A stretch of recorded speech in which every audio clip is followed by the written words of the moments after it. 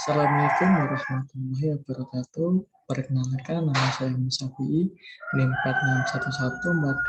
4611420012 dari Prodi Teknik Informatika, jurusan Ilmu Komputer FMK UNES. Nah, di sini saya akan memaparkan tentang 7 and 8 Habits of Highly Effective People atau 7 dan 8 kebiasaan orang yang efektif. Oke, kita menuju pada habits yang pertama, yaitu be proaktif atau jadilah yang proaktif. Apa sih itu? Itu adalah upaya memecahkan suatu masalah dari persoalan yang ada. Orang yang proaktif berbeda dengan orang yang reaktif. Orang yang reaktif biasanya cenderung menyalahkan suatu keadaan tanpa berpikir panjang. Baik, jika dihadapkan dalam satu kasus, yaitu contohnya di sini hujan, maka orang yang reaktif akan kecewa dan akan menyalahkan hujan karena ia tidak bisa beraktivitas di luar ruangan. Sedangkan orang yang proaktif akan berpikir bagaimana caranya supaya ia dapat beraktivitas di luar ruangan atau berpergian ke suatu tempat, yaitu dengan cara memakai payung atau menggunakan jas hujan.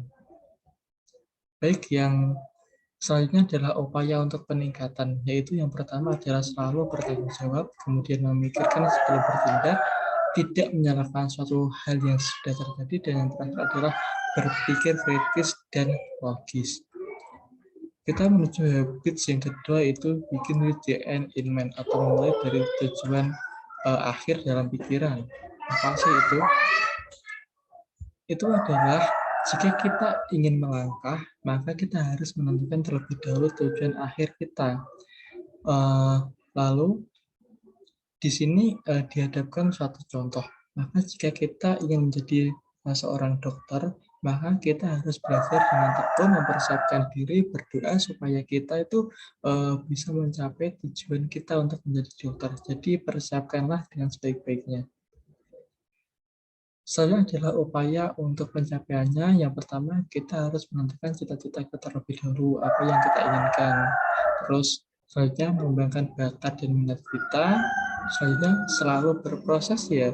Dan yang terakhir pastinya adalah yakin pasti hal itu akan tercapai. Jadi kita harus terus bersemangat. Kemudian yaitu first thing first atau mendahulukan yang utama. Apa sih hal itu?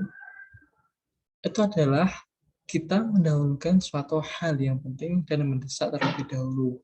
Di sini saya akan mencontohkannya pada tabel prioritas, yaitu ada 1, 2, 3, dan 4. Yang pertama adalah kuadran yang pertama, yaitu mendesak dan penting.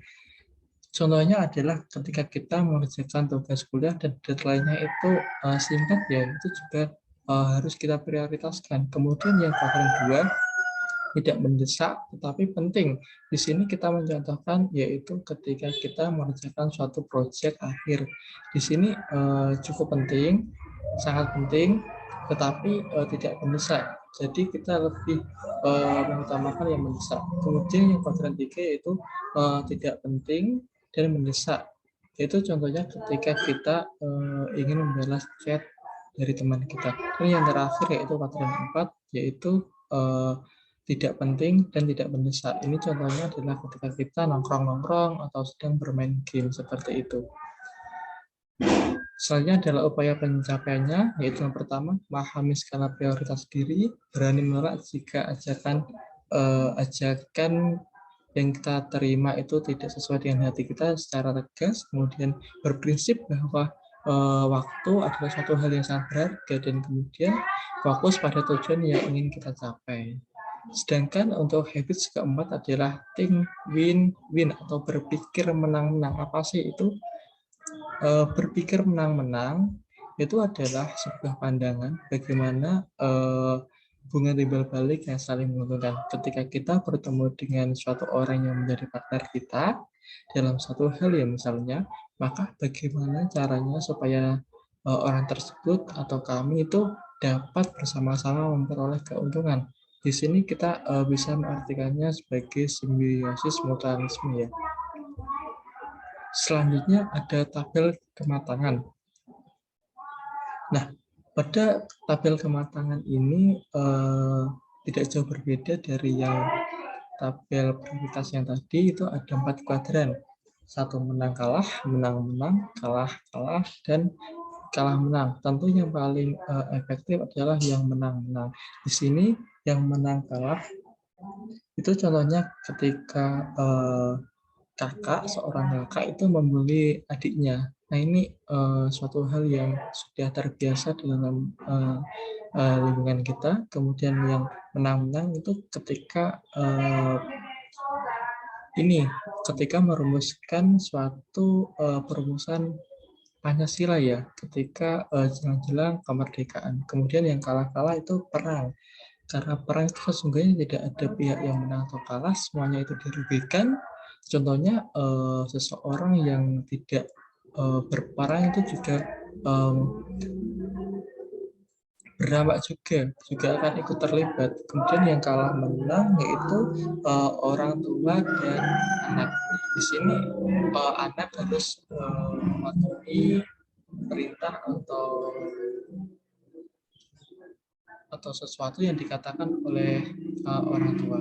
Kemudian untuk upaya pencapaiannya, yang pertama melakukan strategi secara rutin. Selanjutnya mengalah bukan berarti kalah ya, kita harus mengalah terlebih dahulu supaya kita dapat menentukan timing atau waktu bagaimana cara kita untuk meningkatkan atau membalas kekalahan kita, dengan tentunya adalah motivasi. Kemudian mencari partner yang saling menguntungkan. Kemudian kita masuk pada habit yang kelima, seek to understand then to be understood. Berusaha untuk mengerti, maka kita akan dimengerti.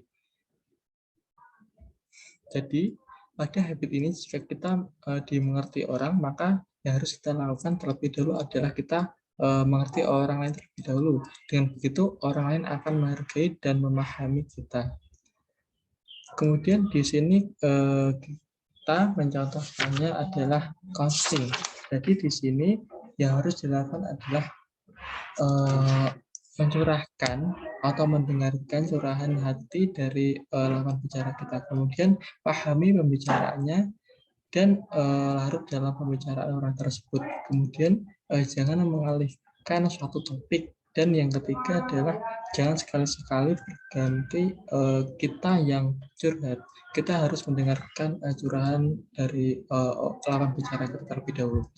Kemudian untuk upaya pencapaiannya, yang pertama itu menjadi pendengar yang baik, kemudian larut dalam curahan hati seseorang ya, kemudian jangan sekali-sekali mencurahkan isi hati jika dia belum selesai dalam berbicara yang tadi, dan berusaha untuk menemukan solusi jika mampu. Kemudian untuk habits yang keenam adalah sinergi. Dalam hal ini, sinergi adalah merupakan suatu kesadaran bagaimana caranya membangun sebuah kekuatan atau kerjasama, sehingga pekerjaan yang dilakukan akan terasa lebih ringan.